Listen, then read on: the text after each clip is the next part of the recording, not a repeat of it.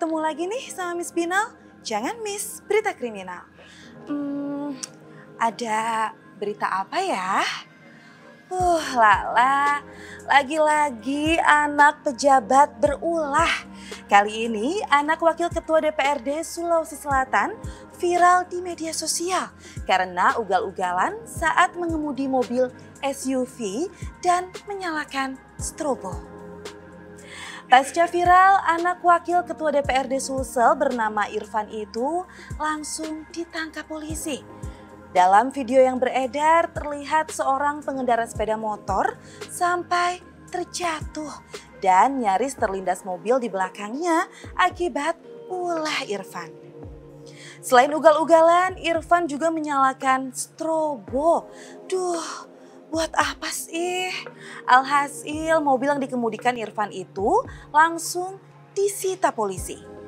Sesuai dengan pasal yang menjeratnya tentang berkendara di jalan raya dan penggunaan strobo, Irfan hanya dikenakan sanksi denda maksimal Rp1.000.000.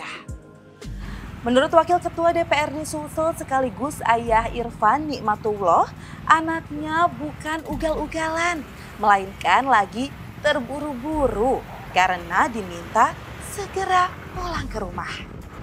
Dan penggunaan strobo juga bukan tanpa alasan nih, melainkan lupa dicopot setelah mobil tersebut digunakan untuk kepentingan dinas. Mobil itu juga katanya mobil operasional dan bukan mobil dinas, tapi lagi dipakai buat kepentingan pribadi anaknya. Jangan karena anak pejabat jadi bisa ugal-ugalan ya. Tetap loh harus taat peraturan dan tertib lalu lintas biar nggak membahayakan orang lain. Kita lanjut yuk ke informasi di jalan raya ya. Sebuah truk fuso bermuatan permen terbakar di Jalan Raya Karangpucung, Kabupaten Cilacap, Jawa Tengah. Kebakaran itu bermula saat truk fuso melintas di Jalan Raya Karangpucung. Saat melintas, tiba-tiba ada pengendara yang memberitahu sopir kalau truk mengeluarkan api. Truk akhirnya berhenti di sekitar Mapolsek Karangpucung. Tapi karena padatnya penduduk, akhirnya sopir mencari lokasi yang aman untuk berhenti melihat kondisi truk. Setelah dilihat ternyata benar ada api di bagian box sebelah kiri. Tak lama berselang petugas damkar pun datang ke lokasi kejadian sehingga dengan cepat api dipadamkan. Sopir truk mengaku belum mengetahui penyebab kebakaran truk pengangkut permen itu. Tidak ada korban jiwa dalam kecelakaan ini, namun kondisi truk dan muatan permennya hangus terbakar. Coba ya kamu, makanya kalau mau bawa kendaraan, tolong ya dicek-cek lagi kondisi mesinnya, biar gak celaka.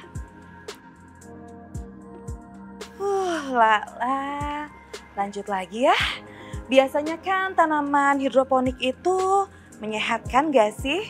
Tapi seorang perempuan di kawasan Kebon Jeruk, Jakarta justru menanam ganja dengan sistem hidroponik. Ini dia nih saat kepolisian Unit 2 Satuan Reserse Narkoba Polres Metro Jakarta Barat menggeledah sebuah rumah di perumahan Kedoya Baru, Blok D, Kebon Jeruk, Jakarta Barat. Di dalam rumah berlantai 2 ini, polisi mendapati tanaman ganja hidroponik dalam lemari pakaian. Tanaman ganja hidroponik berusia 4 bulan tersebut dibudidaya oleh seorang wanita berinisial LA. LA menanam ganja dengan peralatan penanaman hidroponik yang dipelajari secara otodidak melalui media sosial. LA mengaku ia membeli bibit ganja dari seseorang di media sosial untuk ia gunakan sendiri. Selain menangkap satu orang pelaku, polisi juga mengamankan 3 pot tanaman ganja hidroponik setinggi 1 meter bibit ganja, serta peralatan pembuat tanaman ganja hidroponik. Kini pelaku dijerat pasal berlapis Undang-Undang Narkotika dengan ancaman hukuman 20 tahun penjara.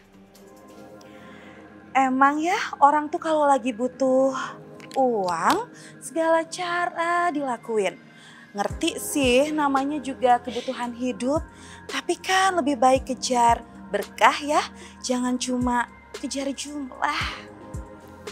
Lanjut yuk, sekali lagi aja. Masih ingat sama mantan atlet MMA yang memiting pengendara mabuk di jalan? Iya, Rudy Golden Boy sekarang viral lagi nih. Ya gimana nggak viral ya, Rudy terekam video amatir warga adu jotos sama dua pemuda di dalam minimarket. Lihat nih videonya. Rudy yang sedang belanja di minimarket nggak terima antreannya diserobot dua pemuda ini. Keduanya pun sempat beradu mulut hingga akhirnya Rudy mendaratkan tinjunya ke salah satu pemuda. Ia pun terlibat perkelahian di dalam minimarket di kawasan Serpong, Tangerang. Setelah video keributan ini viral, polisi kemudian memproses mediasi kedua belah pihak. Dan akhirnya kesepakatan damai pun tercapai di Mapolsek Pagedangan.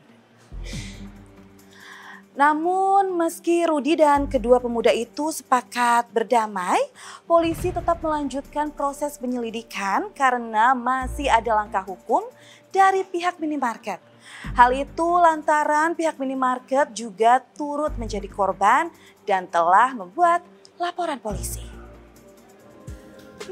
Kenapa ya kadang sebagian orang kalau ngerasa punya kekuatan atau kelebihan suka dimanfaatin buat mengintimidasi orang lain?